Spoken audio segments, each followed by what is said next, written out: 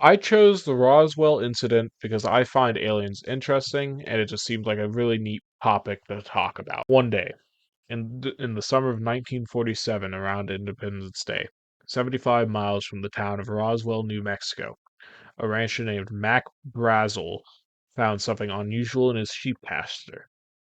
A mess of metallic sticks held together with tape, chunks of plastic and foil reflectors, and scraps of a heavy, glossy, paper-like material. Brazel, doing what we would all naturally do, called the sheriff.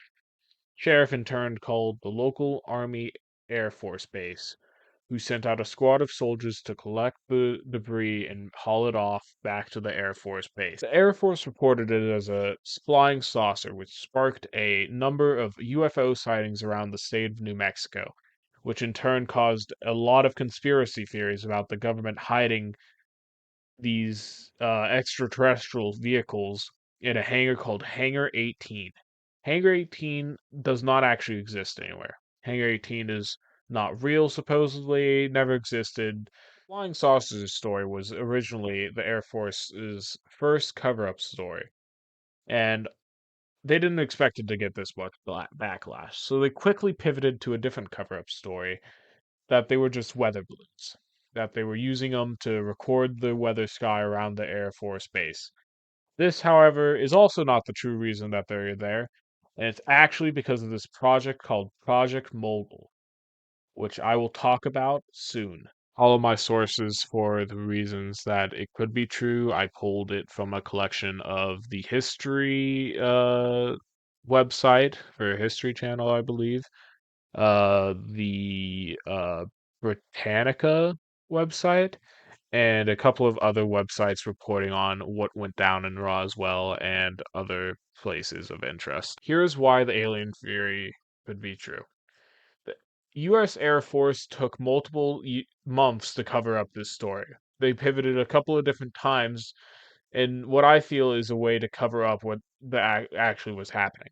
They went from air weather balloons to Project Mogul, which I'll talk about soon, and it seems really suspicious just overall that it took them this many times. I mean, I get it.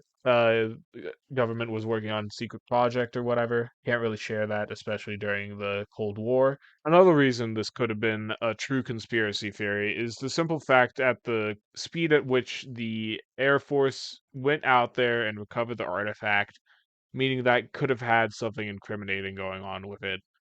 But once again, going back to the original point made in the first argument piece, is that it was top secret at the time. It really needed to be collected that fast for what it was. Third reason this could be a true conspiracy theory is that there was a lot of people saying that it was, which, doesn't really mean anything in the way of fact, but in the way of the public's eye, it really helps to push along the fact that something is true.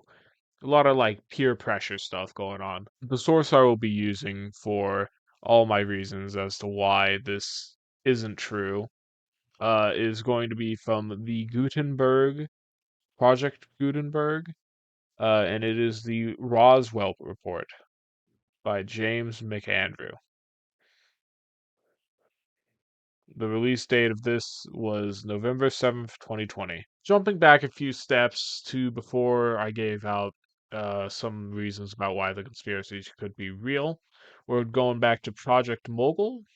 Mogul was an experiment attempt to acoustically detect suspected Soviet nuclear weapon explosions and ballistic missile launches. Mogul utilized acoustic sensors, radar reflecting targets, and other devices attached to a train of weather balloons over 600 feet long. The reason this is relevant to anything is because at the beginning of my story, if we go remember the what was all found in the sheep pasture, there was a lot of long sticks with duct tape, and so theoretically, Project Mogul was actually the balloon that crashed into the rancher's field.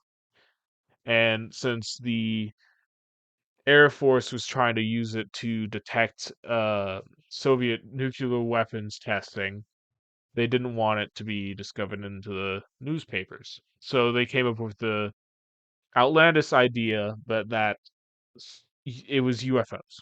that there was a flying saucer, and they didn't think anything of it. They thought this will be a fine cover up. No one will really think about it. But they were wrong. They were so wrong that it sparked so much like so many conspiracy theories around the board that they changed it to be weather balloons, which in theory they also had an experiment with weather balloons going at the time. I'll get into that in a second for my next reason. The next thing I wish to talk about is the high altitude balloon dummy drop that the US Air Force conducted around the same time that all of these events went down, or in the events after that resulted in more conspiracy theories about UFOs in Roswell area. The dummy balloon drops were to test the distance at which I believe a person could survive reasonably. If I read what I did read correctly, I could be a bit wrong. Again, if you want to look at it yourself, I hold all my resources from the Gutenberg.org.